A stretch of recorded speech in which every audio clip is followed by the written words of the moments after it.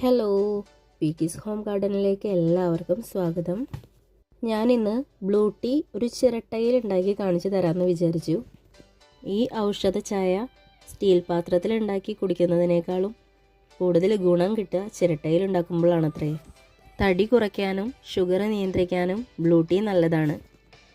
ശംഖുപുഷ്പം പൊട്ടിച്ചെടുത്തിട്ട് അതിലുണ്ടായിരുന്ന ഉറുമ്പും അതേപോലെ പ്രാണികളൊക്കെ നല്ലപോലെ കഴുകി വൃത്തിയാക്കി എടുത്തിട്ടുണ്ട്. ഇതിലേക്ക് ചേർക്കാനായിട്ട് തേനും നാരങ്ങയൊക്കെ എടുത്ത് വെച്ചിട്ടുണ്ട് കേട്ടോ. ഞാൻ ഒരു ഗ്ലാസ് വെള്ളം ചിരട്ടയിൽ ഒഴിച്ച് ഗ്യാസ് സ്റ്റൗവിൽ വെച്ചിട്ട് നല്ലപോലെ തിളയ്ക്കുമ്പോൾ അത് എടുത്ത് വെച്ചിട്ടുണ്ടായിരുന്ന ഗ്ലാസ്സിലിടുക. ചിരട്ടയിൽ തന്നെ ഇട്ടിട്ട് ശംഖുപുഷ്പം ഒന്ന് ചൂടാക്കി എടുക്കണോണ്ട് കുഴപ്പമില്ല. പക്ഷേ ഞാൻ ഗ്ലാസ്സിലേക്കാണ് ശംഖുപുഷ്പം ഇട്ടിട്ടുള്ളത്. നല്ല തിളച്ച വെള്ളത്തിലേക്കാണ് ഇട്ടിട്ടുള്ളത്.